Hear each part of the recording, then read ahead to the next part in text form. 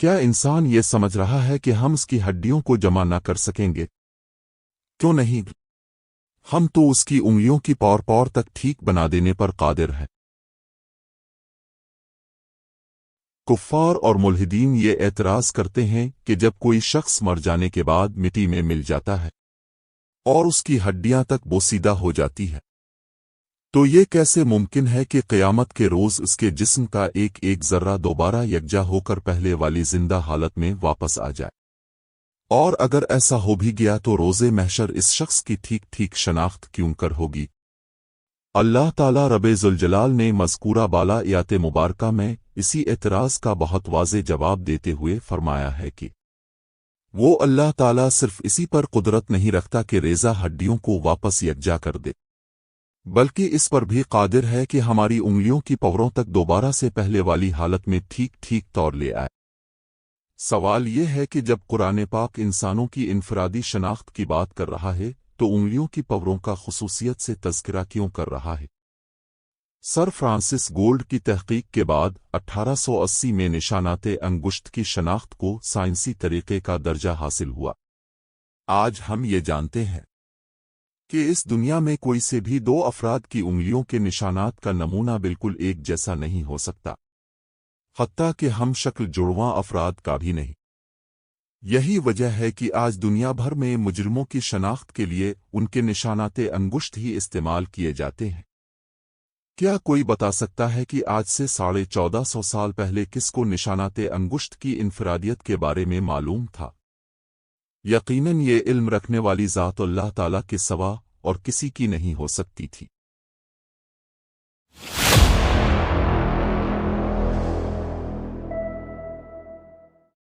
پہلے یہ سمجھا جاتا تھا کہ محسوسات اور درد وغیرہ کا انحصار صرف اور صرف دماغ پر ہوتا ہے۔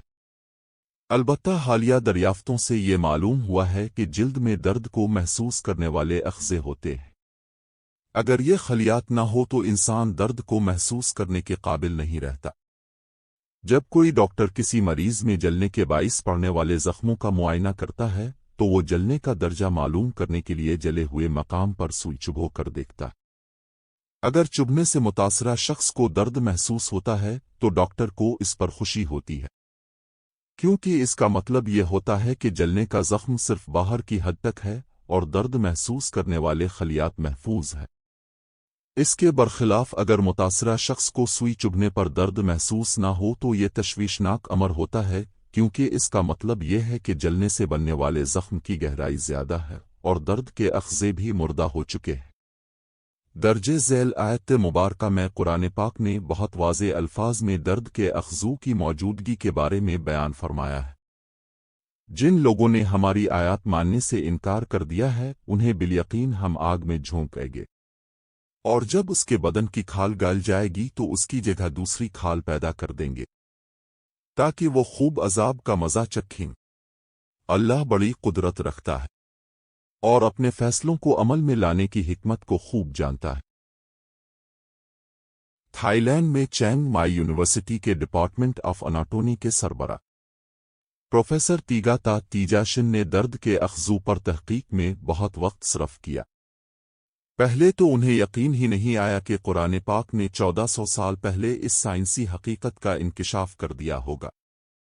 تاہم بعد ازاں جب انہوں نے مذکورہ آیاتی قرآنی کے ترجمے کی باقاعدہ تصدیق کر لی تو وہ قرآن پاک کی سائنسی درستگی سے اس قدر متاثر ہوئے کہ سعودی عرب کے شہر ریاض میں منعقدہ 8ویں سعودی طبی کانفرنس کے موقع پر، جس کا موضوع قرآن پاک اور سنت میں سائنسی نشانیاں تھا، انہوں نے بھرے مجمع میں فخر کے ساتھ کہا، لا الہ الا اللہ محمد رسول اللہ۔ Great chance of meeting many well-known scientists and making many new friends among the participants. The most precious things of all that I have gained by coming to this place is La ilaha illallah. Muhammad Rasulullah, and to have become Muslim.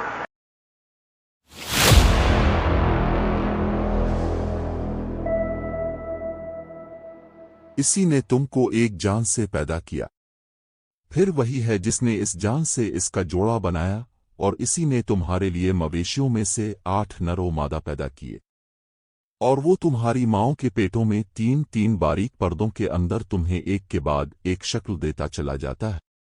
یہی اللہ جس کی یہ کام ہے، یہ تمہارا رب ہے، بادشاہی اسی کی ہے، کوئی معبود اس کے سوا نہیں ہے، پھر تم کہاں پھرے جاتے ہو؟ پروفیسر ڈاکٹر کیتھ مور کے مطابق قرآن پاک میں تاریکی کے جن 3 پردوں کا تذکرہ کیا گیا ہے وہ یہ ہے: شکم مادر کی اگلی دیوار، رحم مادر کی دیوار، غلاف جنین اور اس کے گرد لپٹی ہوئی جھلی۔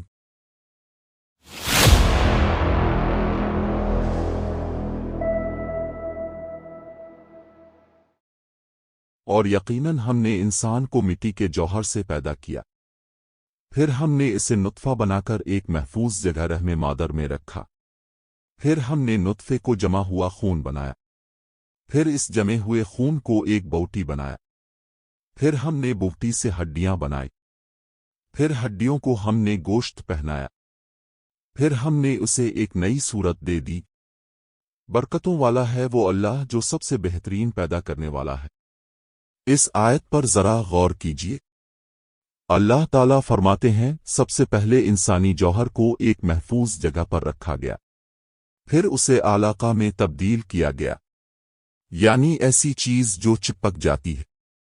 اس سے جونک جیسی چیز بھی مراد ہے، کیونکہ بالکل ابتدائی مراحل میں جنین رحم مادر کی دیوار سے چپک جاتا ہے، اور شکل کے لحاظ سے جونک سے بھی مشابہ ہوتا ہے۔ یہ جونک ہی کی طرح رویہ رکھتا ہے، یعنی خون چوسنے والا، اور اپنی خونی رسد ناف کے ذریعے ماں سے حاصل کرتا ہے۔ علاقہ کا دوسرا مطلب ہے جمع ہوا خون۔ اس علاقہ کے مرحلے کے دوران جو حمل کے تیسرے اور چوتھے ہفتے پر محیط ہوتا ہے، خون بند نالیوں میں جم جاتا ہے، چنانچہ جنین جونک کی شکل اختیار کر لیتا ہے۔ آسانی سے دستیاب ہونے والے اس قرآنی علم کا سائنسی دریافتوں کے لیے انسانی محنت کے ساتھ موازنہ کر لیجیے۔ علاقہ مدغہ میں تبدیل ہوتا ہے، جس کا مطلب ہے ایسی چیز جو چبائی گئی ہو، جس پر دانتوں کے نشان ہوں، اور ایسی چیز بھی جو نرم چپکنے والی ہو اور گم کی طرح منہ میں رکھی جا سکے۔ پروفیسر کیتھ مور نے پلیسٹر سیل کا ایک ٹکڑا لیا اور اسے جنین کے ابتدائی مرحلے کی جسامت اور شکل دی، اور اسے مدغہ بنانے کے لیے دانتوں کے درمیان چبایا۔ انہوں نے اس کا تقابل جنین کے ابتدائی مرحلے کی تصاویر سے کیا۔ دانتوں کے نشان سومائٹس سے مشابہ تھے، جو ریڑھ کی ہڈی کی ابتدائی بناوٹ ہے۔